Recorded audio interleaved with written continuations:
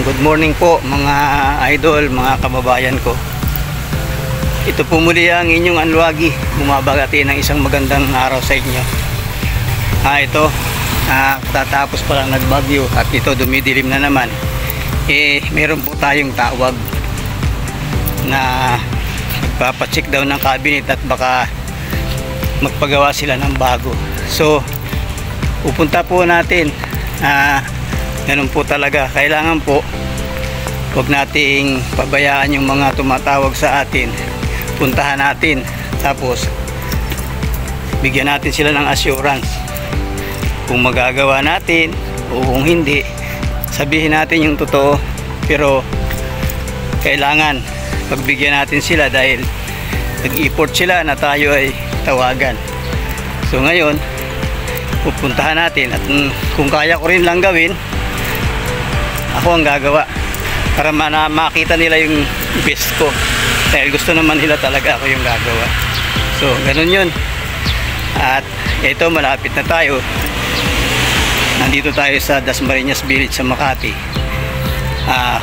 Pang mayaman to, pag wala kang pera rito, maglakad ka. Kaya ito, naglalakad tayo. Wala tayong sasakyan eh. So ito, malapit na tayo. Ingat po kayong palagi mga idol.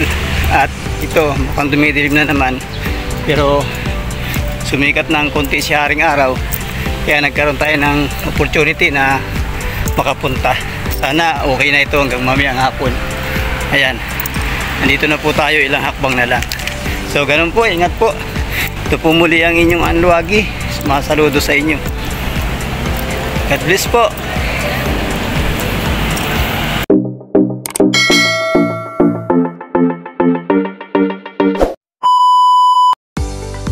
Yan, narito na po tayo mga idol sa ating pupuntahan na tumawag sa atin. Ito, ararating ko lang, umulan ng napakalakas. So, saan natin yung gagawing cabinet. Iyan o, nakita nyo yung malayo na yun. Yan, tara, puntahan natin. Ayan mga idol, ito yung ating bagong i-repair na cabinet. Yan, kulay black. At dito sa susunod, ito i-retail natin yan, pero mga 1 month pa siguro yung preparation natin. Yan, ito din i-repair din natin yung ano na yan, parang ano yan, budiga nga yan. Tingnan natin kung anong itsura ng loob.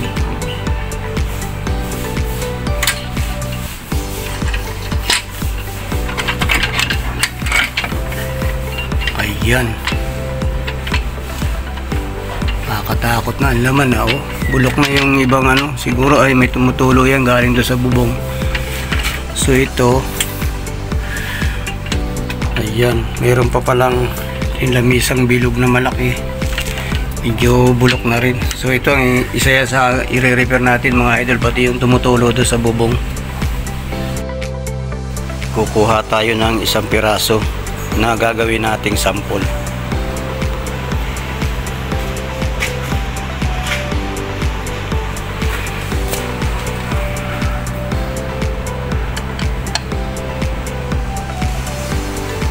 So ayan, nakakuha na tayo ng isa at kukopyahin na lang natin yan.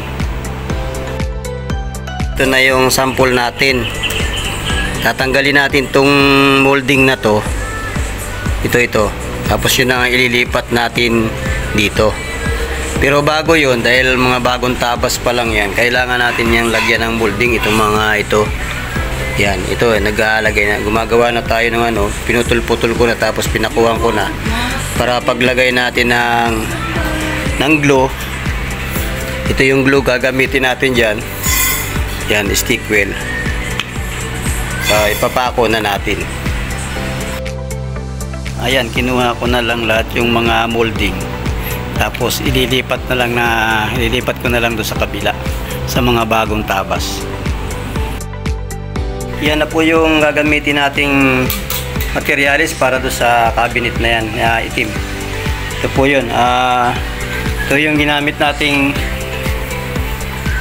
plywood, no. 3/4 po ang kapal niyan, 18 mm sa ano, sa mm, no.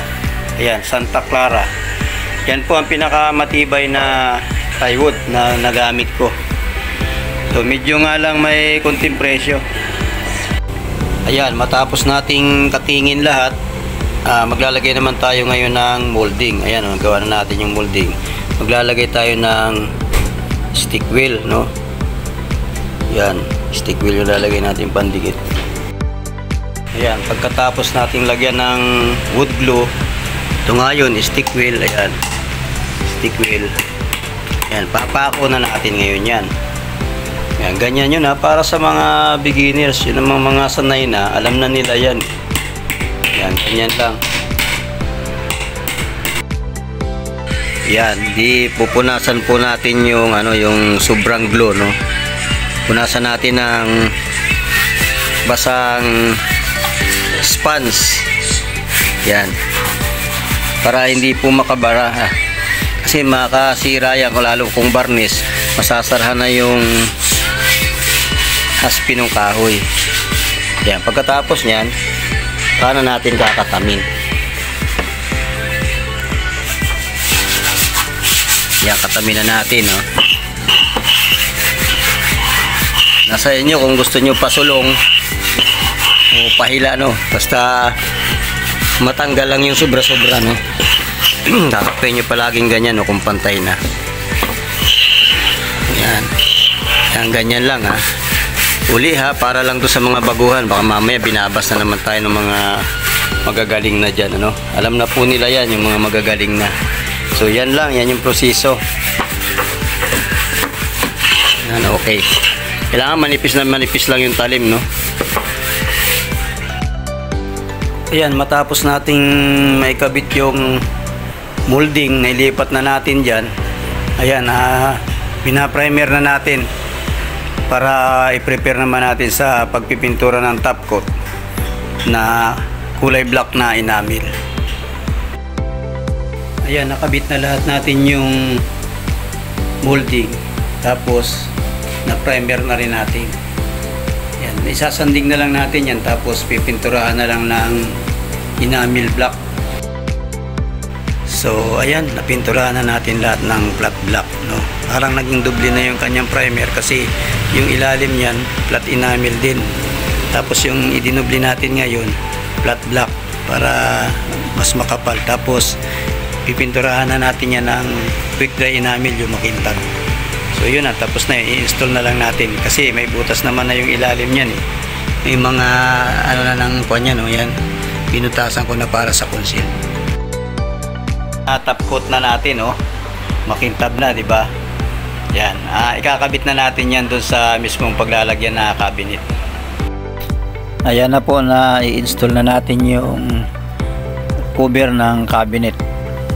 Medyo basa-basahin pa ng kunti pero kinabit na natin. Yan, medyo mabagal sumara kaya pinipirsa ko na kasi hydraulic yung ating ginamit dyan na concealed hinges. So pagkatapos nito, doon naman tayo ngayon sa ginagawa nating bodega. Naka-ready na rin naman yung materialis ng mga yun at ikakabit na lang natin. Ayan, ganda na, di ba? Ayan, ito na yung para doon sa bodega na nakat na natin yan at saka naka primer na yan. Doon na lang natin pipinturahan yan pag kinabit na doon sa ano.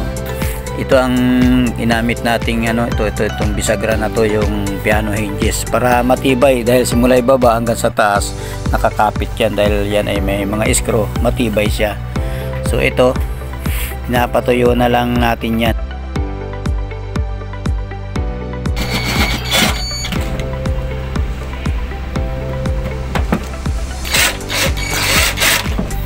Naikabit na natin yung piano hinges. Ayan, dalawa yan magkadugtong, yun. Yan. So yan, sasara natin. Ayan. Okay, dalawa. Ito yung isa. Ayan, malayo ang distansya. Ayan, yan tayo ngayon mag-a-adjust. Ganito ang adjustan natin. Ang laki ng mga idol, mga so yan, dahil concealed yung tabi niyan, doon tayo mag-a-adjust sa concealed. Ito sa loob, ayan. Ito yung concealed nya. Ayan. So kung gusto nyong siya lumapit papunta dito, ito yon. Yan. Yan. Yan clockwise ang ikot para lumapit, no? Yan. Dito rin sa kabila, adjust din tayo. Ito. Ayan. Magkabilaan yan eh. So, adjust tayo.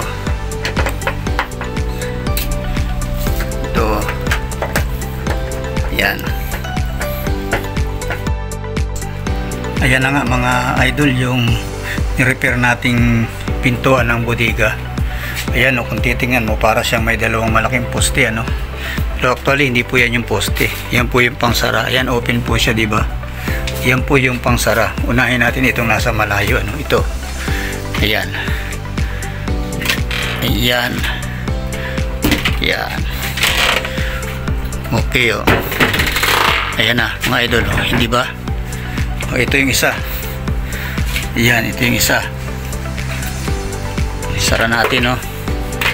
Ayan.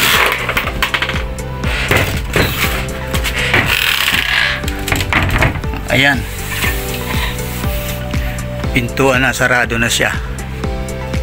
O yan. Yan yung ni-repair natin na pintuan. Kasi hindi talaga magkakasya kapag isang buo eh. Yung ginawa natin tupi-tupi. O yun. Okay na, sana may napulot kayong idea dyan. Para sa mga gipitang area, ganun na lang, hati-hatian niya. Gumamit na nga lang kayo ng piano hinges. Ayan yan, yan. Ganda yung piano hinges kasi matibay yan simula ibaba hanggang taas. Talagang hawak niya yung